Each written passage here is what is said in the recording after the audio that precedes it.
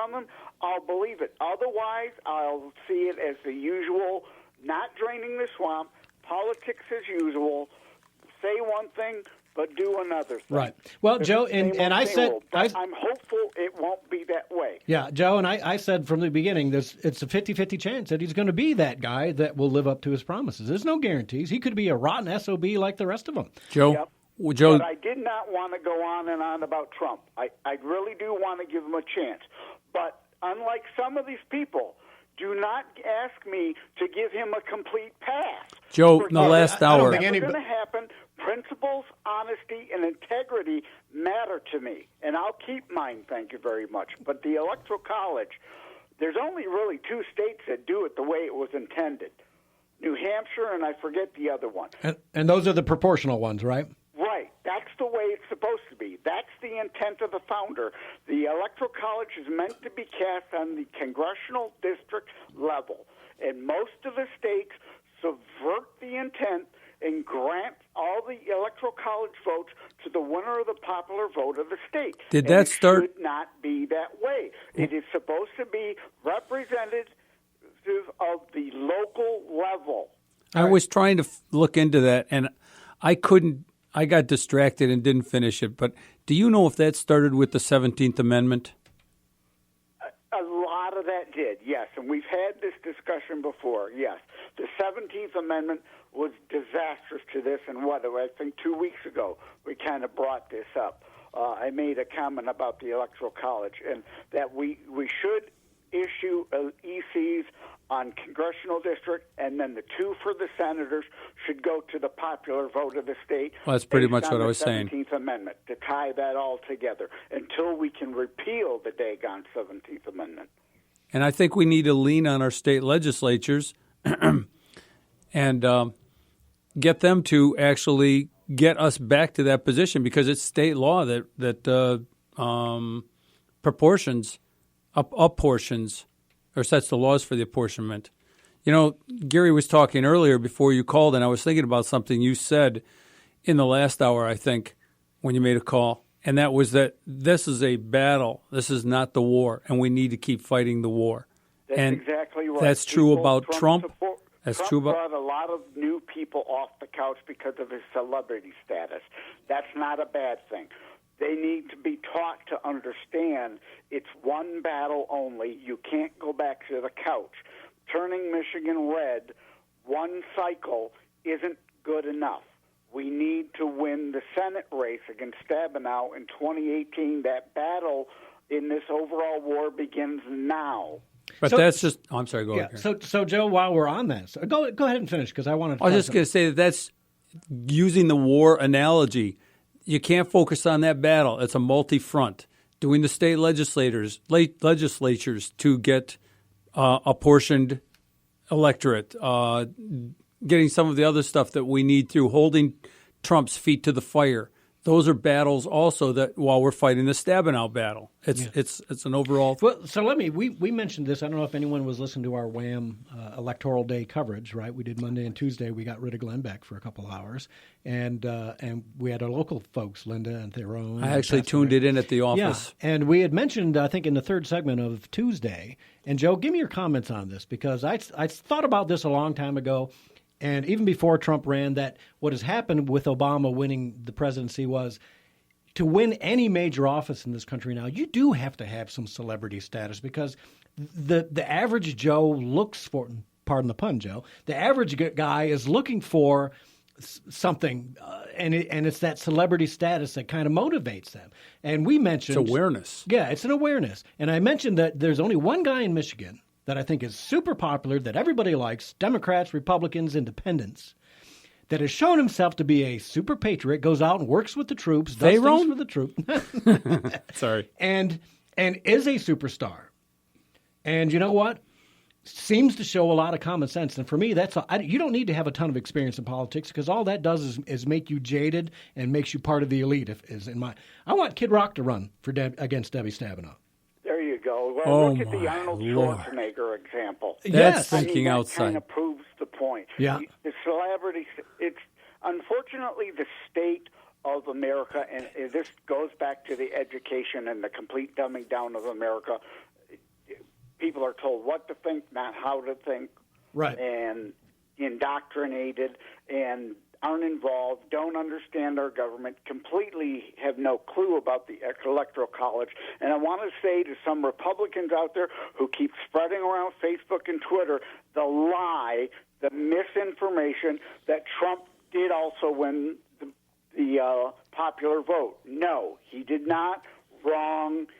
Yeah, well, are you sure of that? False. No. This is a time to educate and use it, like in 2000 here's when Bush lost, to educate people on the Electoral College and why we need it. Well, that's true. It needs to be taught. and here's my thoughts on the popular vote, and I think a lot of Republicans are saying this.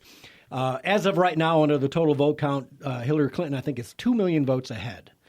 However, according to Jump Vote, he's looked at 180 million registered voters, and according to him, and I can't quote you the data, 3 million of those are illegal citizens voting.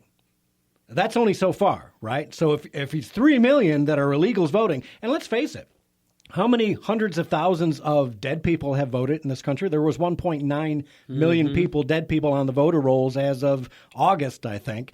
And all dead people vote Democrat. So I'm not sure that he really did lose that. If you can find a way to verify, and they can come up by the time everything's tallied and figured out how many illegals and fraudulent votes were out there, she may not have won the popular vote, Joe. That's just my gut. That is a very valid but kind of separate argument. The illegal voting and voter fraud, and that is very important. But I don't think we need to twist this argument to that, because like 2000, it is good the Democrats won the popular vote in a sense, and again affords us an opportunity to educate. And a lot of people also put out the map by county. If you look by county how it was voted across the United States, most of the country is red. Yep. Every election. Yep. Yeah, and that's midterms, presidential, whatever. But what matters is we need the map by congressional district, because again, that's what matters. And most of the map again would be red, and the Electoral College isn't doing what it was actually intended. They found a way to even thwart that, and far too many Republicans, and I'll mention Saul Newses by name, want to help the idiots on the left overturn the Electoral College entirely and go to popular vote. Yeah, I think popular vote's a mistake. The Democrats win popular vote and argue why the Electoral College is so important. Yeah. Well, if you want to say, here we go. We've had 63 million votes supposedly for Hillary, 61 for Trump. So that's 124 million votes. It says that Hillary's ahead by 1.6 million. That's just quick math. That's less than 1%. To me, that's almost like, what do they call this? Statistical noise or margin of error. So if you want to go with statistics, I mean, my goodness, it could be that one vote instead of being in Florida the next time might be in Iowa. Or wow, you don't want to get into that. Well, the other issue is that potentially, if we believe the exit polls and whatnot, statistically, it could have been that 8 million Democrats stayed home. We continually hear about how Romney lost or McCain lost because Republicans stayed home. Well, you can't make that argument, which I don't think is true, because you can look at the data. McCain got more votes than Bush ever did. Romney got more votes than McCain did. But Hillary got 8 million less than she should have and gave the election to Trump. So we have to temper our enthusiasm and understand we are still behind every election. We start from behind. Yeah. And I guess what I would like to know, Joe, and maybe if you don't know, maybe you can dig a little bit for us. Out of that 8 million that didn't show up for Hillary, was it really 8 million that stayed home, or did some of those 8 million vote for Trump? Oh, certainly. Okay. Certainly Trump got some crossovers, and those are always important. Those are twofers. Okay, it's the music. With the Stabenow race, if Hoekstra goes back at it, if Trump comes in to help him, the Trump coalition may work on that basis. All right. Well, thanks for the call, Joe. Good stuff as always. And Take care, my friend. We'll see you all on the other side of the break.